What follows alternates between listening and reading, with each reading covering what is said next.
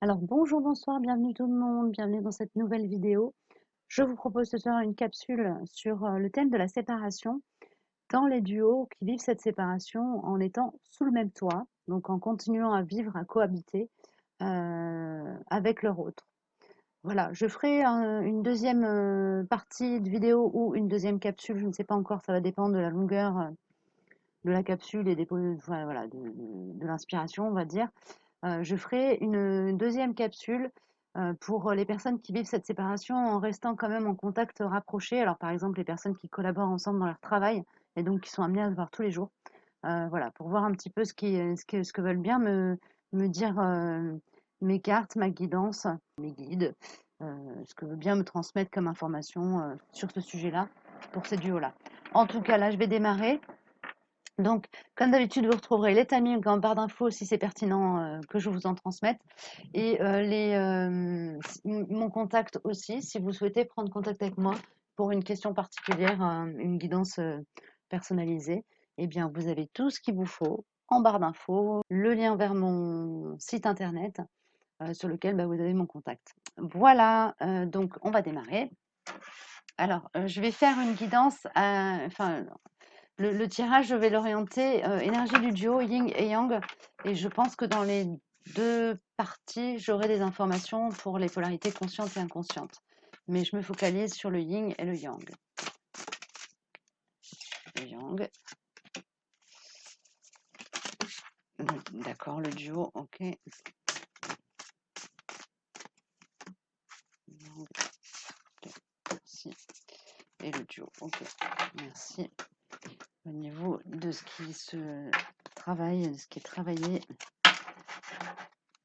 dans le karmique. Alors, pour celles et ceux qui pratiquent la cartomancie, moi je fais des lectures intuitives, hein, c'est-à-dire que les cartes me servent de support, de canalisation.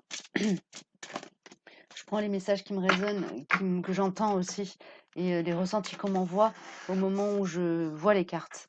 Donc si c'est décalé par rapport aux interprétations classiques, c'est normal. Ça peut l'être, ça peut aussi ne pas l'être du tout, hein. Voilà. Pour le yin, merci. Pour le yang, merci. Pour le duo, eh ben voilà, parfait. Tac. Ok, ok. Alors, par qui je commence? Par le duo. Commençons par le duo. Et celle-ci, elle voulait venir. Alors, ça, c'est un message un petit peu général pour les personnes qui regarderaient cette capsule et qui ne sont pas forcément concernées par cette problématique. Tu ne comprends peut-être pas pourquoi certaines choses se passent, bien qu'il y ait toujours une raison spirituelle qui justifie les événements de ta vie. À travers la tourmente, une bénédiction va se révéler bientôt. Donc là, on vous dit que c'est prévu, que c'est calculé, que c'est fait pour quelque chose. Il y a une raison valable au fait que vous traversiez ce que vous traversez avec votre autre. Et particulièrement pour les duos qui sont en séparation sous le même toit, on vous enfonce le clou en vous disant qu'il y a bien une raison valable. C'est pas le fruit d'un accident du destin, hein. C'est fait pour quelque chose. Âme sœur, ton âme sœur est déjà connectée avec toi par l'esprit. Si tu y crois, elle va se manifester dans le monde physique. Donc là, on vous demande de l'objectif de cette séparation énergétique. Excusez-moi. De cette séparation énergétique, de cette rupture de couple que vous vivez en étant sous le même toit, c'est vraiment de vous forcer à vous connecter en 5D d'âme à âme et à travailler sur un autre degré de dialogue qui soit un dialogue qui se passe dans l'éther. D'accord? C'est presque le même défi que ceux qui sont en coupure complète de communication. Là, on vous demande de passer dans la 5D en termes de communication. Pardon. La vie est une succession de cycles. Lorsque nous résistons au changement, nous résistons au flux naturel de la vie et nous créons un stress inutile. Suis le mouvement et tu seras surpris de là où il te mène. Donc, on vous invite à rentrer dans un lâcher-prise par rapport aux situations matérielles, à la situation matérielle. Voilà. Pour celles qui traversent cette période en étant sous le même toit, on vous dit que la solution va venir à partir du moment où vous arrêterez de vous crisper sur le problème. Remettez votre problématique au divin et regardez ce qui se passe. C'est ce qu'on vous dit. Prison A. Alors là, au niveau karmique, on a ce dossier-là qui se traite, hop là, dans ces duos-là. Alors, il peut y avoir des histoires de, dans le duo, une des deux qui a emprisonné l'autre, qui l'a maltraité dans le sens qui a, comment dire, hein, emprisonné, dénoncé et ça a abouti à une arrestation. Voilà, il y a quelque chose de cet ordre-là au niveau karmique qui est à épurer et la personne qui souffre, qui est le plus en souffrance dans le duo, de cette situation-là est certainement celle qui a, été à l'origine de l'emprisonnement de son jumeau ou de sa jumelle dans la vie concernés par le nœud qu'on vient dénouer dans cette situation de vie-là. On vous demande on vous demande d'apprendre à vous libérer de vos proches de la séquestration mentale. Il y a une énergie comme ça. C'est-à-dire que, il y en a un des 2 dans le duo qui a cette tendance-là à s'auto-séquestrer, mentalement, s'empêcher de et qui est beaucoup plus dans les croyances et les pensées limitantes, dans le «je ne peux pas» que dans le «je pourrais» ou dans le «je souhaite», «je veux», «j'ai besoin». Non, c'est «je ne peux pas», toujours en premier qui vient. Cette personne-là, elle est venue, travailler le fait de faire péter ces limites-là avec son autre et c'est l'autre qui a la responsabilité de l'aider en fait, hein, à faire tomber ces barricades. D'accord? Il y a ça. Au lieu, en fait, l'idée c'est de faire rentrer ce duo dans un cercle vertueux par rapport à ça, en aidant, son autre à se libérer. Donc OK, en aidant son autre à se libérer, enfin en aidant son oui, en aidant son autre à se libérer et donc en soustrayant de l'énergie du duo cette, ce point karmique qui fait entrave à l'épanouissement plein et entière de l'âme. Et là, je parle de l'âme réunie, c'est-à-dire des chaque partie du duo, a cette énergie en elle. Ça va se manifester d'une manière chez l'une et d'une autre manière chez l'autre et les 2 ensemble viennent traiter ce dossier, conjointement. C'est pourquoi elles sont contraintes de travailler main dans la main à cette, idée de rentrer dans une liberté d'être et d'avoir, là on m'envoie, d'être et d'avoir, rentrer dans la liberté d'être et avoir. Donc il y a une idée aussi chez certains dans ces duos-là, de s'empêcher d'accéder, à l'abondance, hein. De se dire: «J'ai pas le droit, je peux pas, je mérite pas». Voilà, il y a ça, OK?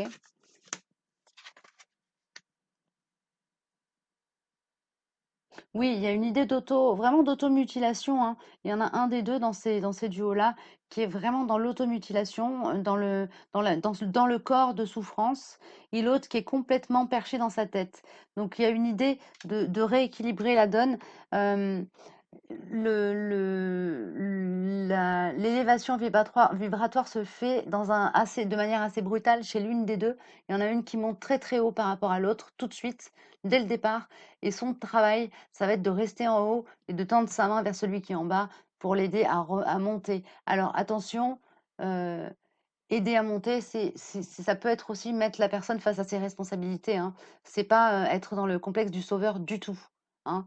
Le triangle de Karpman, dans les duos de flammes jumelles, c'est une responsabilité qu'on a de tenter de toujours, de toujours être hors de ce triangle-là quand on est en relation avec son autre. OK? Donc voilà, il y a ça. Donc l'élévation spirituelle de l'un, doit servir le le l'évolution de l'autre et le fait de le faire sortir de son corps de souffrance. D'accord? Alors ça peut être, conduire par l'exemple aussi.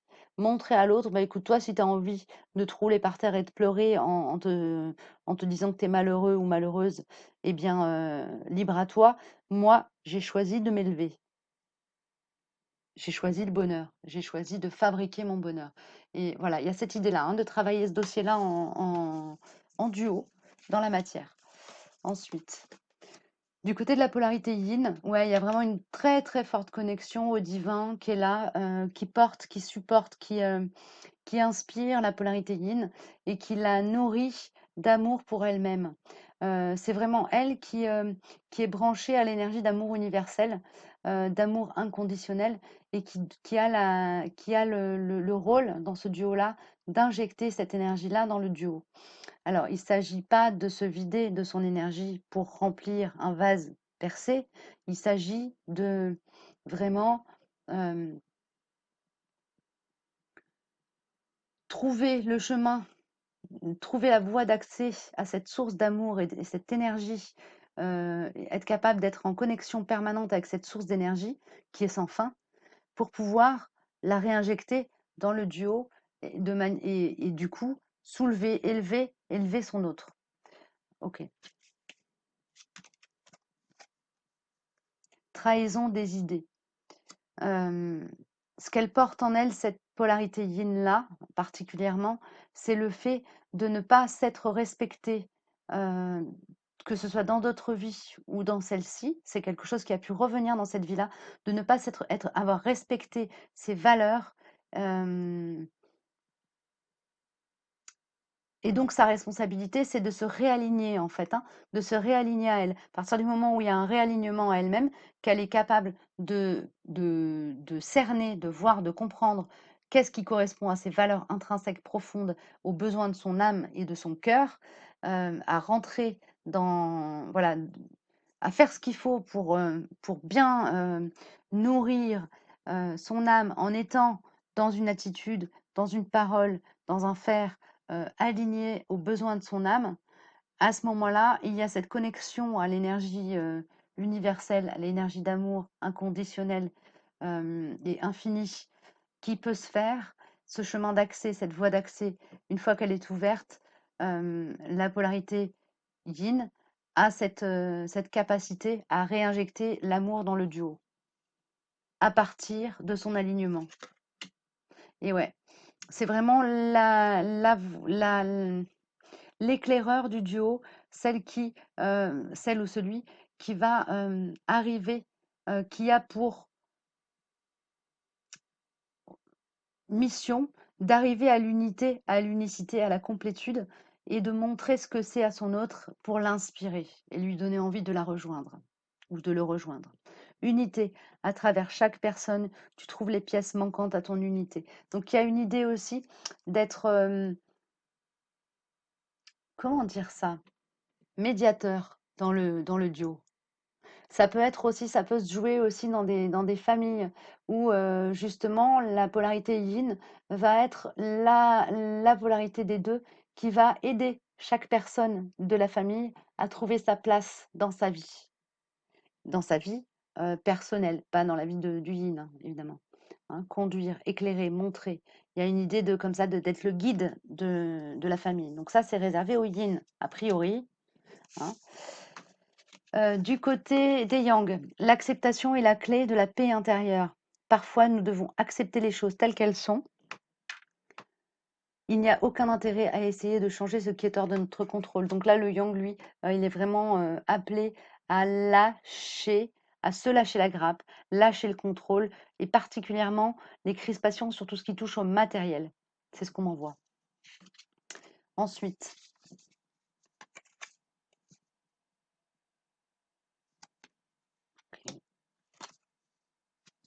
il y a une idée de se libérer d'énergie yin toxique. Donc, c'est peut-être une personne, une personnalité en tout cas, qui a eu une mère castratrice, qui a subi des trahisons, des abus de la part des femmes de sa vie.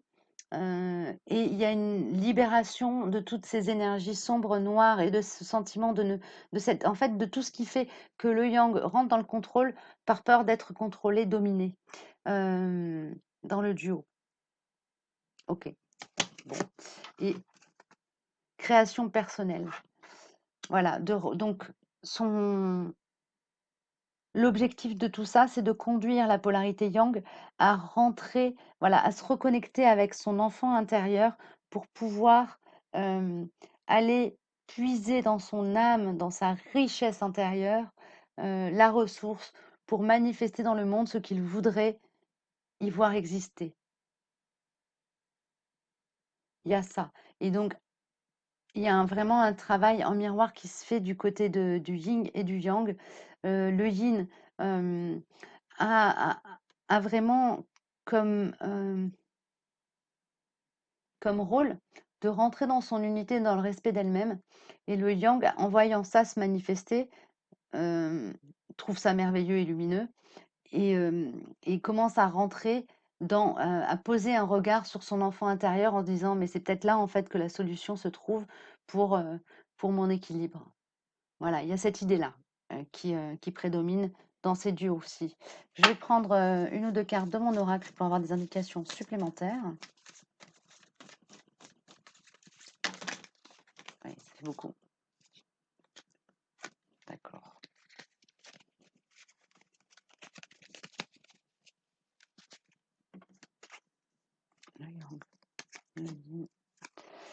Alors, tu es ma lumière. Voilà. Quelque part, on vous conduit dans les parties les plus sombres de vous-même en tant qu'âme unifiée, pour que vous puissiez, chacun de votre côté, à votre manière et selon vos différents chemins, vraiment percevoir la lumière que vous voyez en l'autre n'est autre que celle qui émane de vous. Ok. Du côté de la polarité yin, il y a vraiment une connexion au troisième œil, donc il y a un travail intuitif à faire, un travail d'accueil, de bienveillance, de, de, de laisser être l'autre et de se laisser être soi et de se laisser traverser par tout ce que la situation nous fait traverser en termes d'émotions. Et du côté du yang, eh bien, le yang est appelé à rentrer dans la foi en lui-même et en la vie. Donc il y a vraiment, chez le yang, là, particulièrement chez le yang, dans ces duos-là, il y a un vrai travail de lâcher prise, de se décrisper, d'accepter, de lâcher le contrôle. Quand je parle de lâcher prise, c'est pas forcément un lâcher prise vis-à-vis de son autre, mais là, c'est vraiment un lâcher prise vis-à-vis de lui-même, en fait, de lui-même ou d'elle-même. Voilà. Donc dans ces duos-là, a priori, la polarité yin, elle a vraiment un travail de libération, de libération à faire, mais elle est déjà plus apte, de manière presque naturelle, à être reliée au divin. Ça va quand même pas mal avec le yin d'une manière générale, hein. Et c'est vraiment, elle est là pour incarner ça dans toute sa splendeur, dans toute sa grandeur et dans toute sa puissance dès le départ. Et le yang va suivre, va commencer. Du côté du yang, il y a quand même un gros, euh, comment dire, un gros dossier matériel lourd à traiter. J'ai l'impression qu'en fait, dans ces duos-là, c'est presque tellement déséquilibré que si il y avait une séparation dans la matière, le yang se noierait complètement et le yin s'envolerait complètement. Donc le divin choisit de vous garder vraiment très très proche physiquement pour éviter qu'il y en ait un des deux qui bascule complètement et qui parte en vrille, quoi. Voilà. Mais écoutez, c'est ce que je peux vous dire pour les duos qui vivent la séparation en étant sous le même toit. Dites-moi ce que vous en pensez pour celles et ceux qui traversent ça aussi. Si ça vous résonne ou pas, n'hésitez pas à le partager. Je vous dis à très vite pour une autre capsule Kesako. Là, j'en ai du coup 2 sur le feu. À très vite, prenez bien soin de vous. Au revoir.